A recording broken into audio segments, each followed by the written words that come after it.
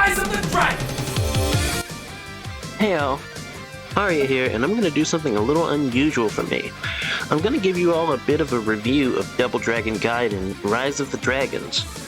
Before anything, I'd like to thank Modus Games for giving me a review copy of it.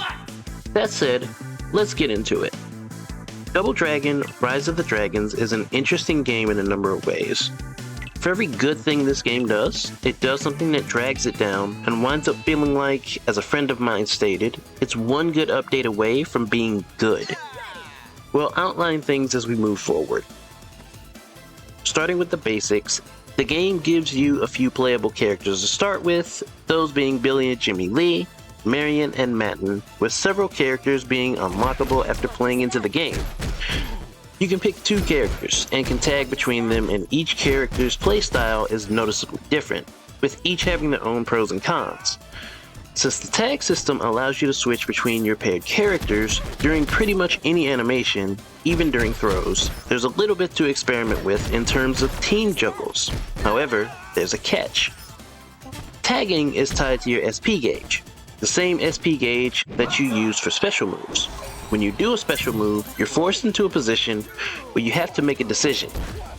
Either cancel your special move into another special move or a tag to your partner, either using more of your meter or swapping to your other character when it may not be best.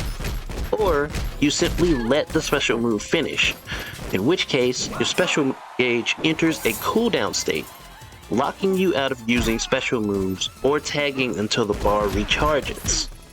It's supposed to create a bit of strategy in the moment and make you consider how you'll manage your resources, but as you play, you'll start to notice that things will ramp up rather quickly. And depending on your luck regarding the game's roguelite elements, something else I'll touch on in a bit, you may not have the perks necessary to counterbalance that resource usage. And even if you do, the game has other issues that can make many of those perks mean less than they should. That feeling of sluggishness also extends to normal movements and actions as well. Jumps and dashes have a noticeable amount of in-lag to them, enforcing either extremely cautious play, depending on your character choice, or extremely cheap but monotonous play, if you've discovered some sort of workaround with a special move or two that lets you cheese enemies out. This is a conscious design decision too, as some of the perks you can earn are made specifically to lessen that in-lag on those actions. You're gonna need every bit of that too, because in what I feel is a bafflingly bizarre design decision, one of the only actions that gives you any kind of invulnerability is jumping, and when you do, it's the usual invul for a few frames, similar to the Streets of Rage games. You don't get invul on much of anything else at all. Not during throw animations, not when you're tagging between characters, or when the partner has to come in because the character you're using has been KO'd. Heck, you don't even get mercy invincibility when you revive after a continue. And depending on the situation you're in, this can result in things going from bad to terrible in a heartbeat.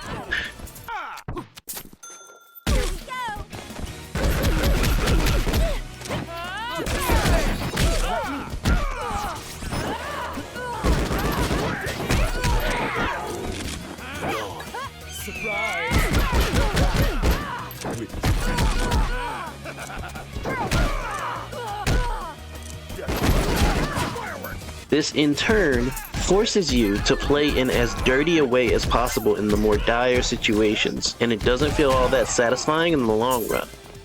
Add to this a dire lack of defensive options, not only due to the lack of invul on so much, but because of the stiff movement, and the fact that if you're being hit, the only way out is to tag to your partner. And yeah, being caught in a bad spot is a terrible experience. Let's talk about those roguelite elements and how they impact things though. When you clear a level, you're given a choice of one of 5 perks for each of your characters, spending in-game currency to pick one. These can be anything from reduction of in-lag on certain actions, to increased health, to reduced SP usage, and what you get at the end of a level is randomized. This, like earlier aspects, is supposed to make you strategize and work towards building your characters a certain way. But rarely, if ever, does that truly come into play like it should. That said, any currency that you don't spend will be currency that you can either use to continue if both characters are KO'd, or you can cash it out, either once you give up or you clear the game, to get more tokens, which you can spend on characters, tips, art, or music. While I can understand everything else, ever since Fight and Rage, one of the beat-em-ups that I considered a favorite for a long time, decided to do it, I've always thought that locking tips that can help people learn more about playing your game behind a secondary system instead of making it readily available is a terrible move, but I digress. Next, after clearing a level, the other levels expand a little bit lengthwise, and the bosses in them become a bit harder, leading up to the last boss you choose to face being much stronger than they would be had you fought them earlier. I'm about to say this again. For every good thing this game does, it does something else that holds it down. See, these level expansions aren't much. It adds a couple more very samey rooms to what you've already gone through, and with more of the same enemies you've already faced to the stage. With a couple notable exceptions, the only truly big change is the boss of the level, and in one case, that doesn't even hold true, since the boss fight is pretty much the same even if you face that boss last, thus dwindling it from a potentially strategic decision to which one of these bosses is the most annoying later. Let me deal with them first, and it really hurts the experience. To double back on some other things that I feel hold the game down more than it should, this game has a crowd control bonus that it gives out. This bonus triggers anytime you KO anywhere between 3 and 5 enemies at once, and it's impossible to miss. Every single time this bonus triggers, the game stops, slaps one of these food icons on the screen, and zooms the camera in on your character's immediate location, while screaming at you that you got this bonus. Not only can you not turn this off, making it awful and intrusive to the flow of the game, but when it starts to go away, you and the enemies are able to move before the screen completely rights itself. Depending on your given situation, you could very well end up in a situation where you literally can't respond because you can't see. It's the only way to get food recovery items though, so, you've gotta deal with it, I guess. To compound on all of the above, at the time of this video, the game is currently couch co-op only, though online co-op is inbound. Hopefully it'll be good, because co-op play seems to be the way to go with this. Outside of that though, Double Dragon Rise of the Dragons is very much what I define as an okay game.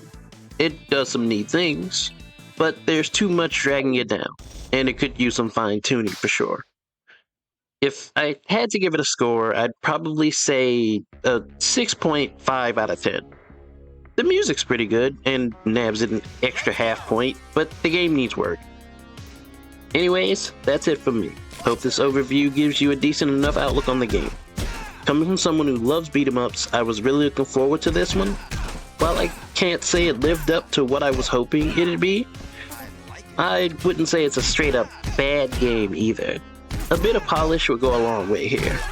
Anyways, if you like this video, subscribe, maybe leave comments. Check other things that I do out. Later.